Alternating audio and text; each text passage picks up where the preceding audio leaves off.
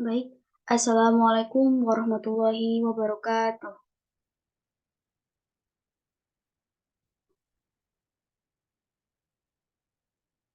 Pertama-tama, marilah kita panjatkan puja dan puji syukur kehadirat Allah Subhanahu wa taala karena atas limpah nikmatnya kita dapat mempresentasikan proyek cash-based learning dari sistem basis data. Kemudian, sholawat serta salam senantiasa tercurahkan kepada Nabi besar kita, Nabi Agung Muhammad SAW. Berkat beliaulah kita sampai pada zaman yang penuh dengan hidayah ini. Baik, kami dari kelompok 1 akan mempresentasikan mengenai media penyimpanan paralel dan terdistribusi. Next.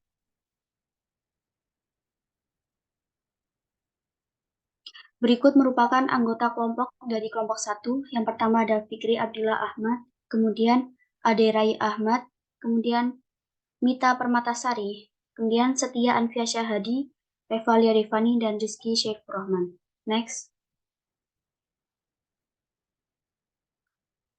Masuk pada pendahuluan. Adapun latar belakang, yang pertama itu kemajuan teknologi, terutama yang semula penyimpanan data dilakukan secara manual, kini telah tergantikan oleh media penyimpanan berbasis komputer. Mulai dari data carrier yang hanya dapat diakses melalui satu komputer, hingga teknologi jaringan komputer yang disebut client server. Kemudian ada media penyimpanan. Media penyimpanan adalah perangkat untuk menyimpan data, instruksi, dan informasi untuk pengguna di masa mendatang. Misalnya ratusan atau jutaan nama dan alamat konsumen dapat disimpan di komputer. Baik, kemudian akan dilanjutkan oleh teman kita, Mas Ari. Silahkan. Selanjutnya itu rumusan masalah. Bagaimana sistem penyimpanan paralel dan terdistribusi menjadi solusi dari duplikasi data sebagai salah satu penerapan dari media penyimpanan komputer. Selanjutnya, tujuan masalah. Tujuan masalah mengetahui dan memahami definisi dan perbedaan dari sistem paralel dan terdistribusi. Kedua, mengetahui media penyimpanan pada sistem paralel maupun terdistribusi. Ketiga, menganalisis teknik dan penerapan pada sistem paralel dan terdistribusi. Next. Selanjutnya masuk ke pembahasan. Definisi media penyimpanan paralel dan terdistribusi. Sistem paralel adalah salah satu teknik melakukan komputasi secara bersamaan dengan memanfaatkan beberapa komputer independen secara bersamaan. Sistem terdistribusi adalah suatu kesatuan dari elemen-elemen yang saling berinteraksi secara sistematis dan teratur untuk mendistribusikan data, informasi, objek, dan layanan dari dan kepada pengguna yang terkait di dalamnya. Perbedaan utama antara paralel dan terdistribusi adalah bahwa paralel memungkinkan banyak prosesor untuk melakukan tugas secara bersamaan. Sedangkan komputasi terdistribusi membagi satu tugas antara beberapa komputer untuk mencapai tujuan bersama. Next. Nah, selanjutnya itu masuk di penjelasan teknik partisi pada sistem paralel.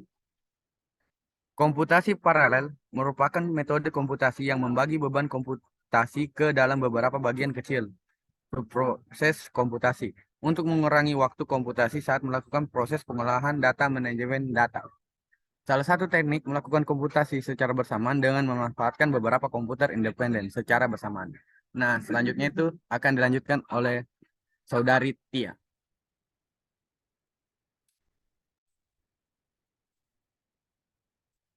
Penjelasan teknik penyimpanan pada sistem terdistribusi. Sistem berkas terdistribusi adalah sebuah sistem di mana banyak pengguna dapat berbagi berkas dan sumber daya penyimpanan. Klien, server, dan media penyimpanan dalam sistem terdistribusi tersebar pada perangkat-perangkat yang terdapat dalam sistem terdistribusi. Servis dijalankan melalui jaringan.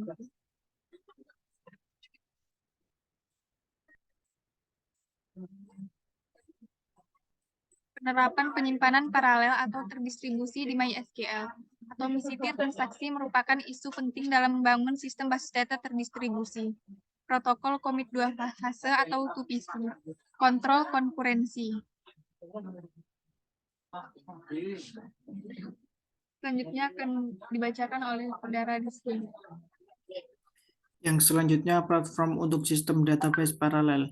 Database Management System adalah DBMS yang diimplementasikan pada paralel komputer yang mana terdiri dari sejumlah node atau prosesor dan memori. Sistem manajemen basis data yang digunakan yaitu PostgreSQL dan memanfaatkan MPI sebagai standar pertukaran pesan antara komputer dan jaringan.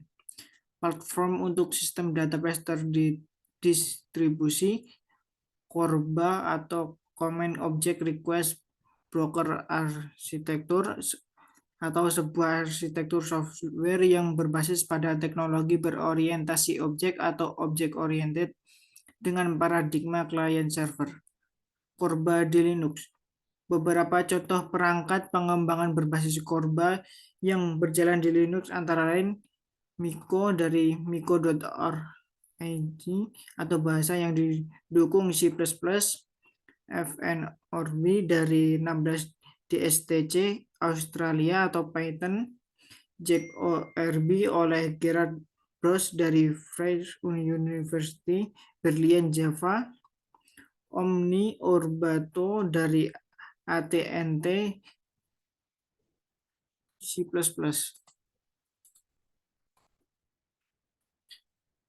Dan selanjutnya yaitu kesimpulan, sistem penyimpanan paralel dan terdistribusi menjadi solusi dari duplikasi data sebagai salah satu penerapan dari media penyimpanan komputer yang mana sistem paralel adalah salah satu teknik melakukan komputasi secara bersamaan dengan memanfaatkan beberapa komputer independen secara bersamaan. Sedangkan sistem terdistribusi adalah suatu kesatuan dari elemen-elemen yang saling berinteraksi secara sistematis dan teratur untuk mendistribusikan data, informasi, objek, dan layanan dari dan kepada pengguna yang terkait di dalamnya. Mohon pergi ke pasar membeli teri di tengah jalan ditilang polisi. Mohon maaf jika salah dalam menyampaikan materi. Cukup sekian dan terima kasih.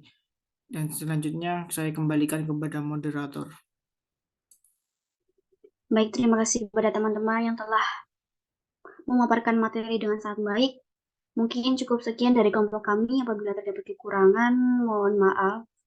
Sekian, wassalamualaikum warahmatullahi wabarakatuh.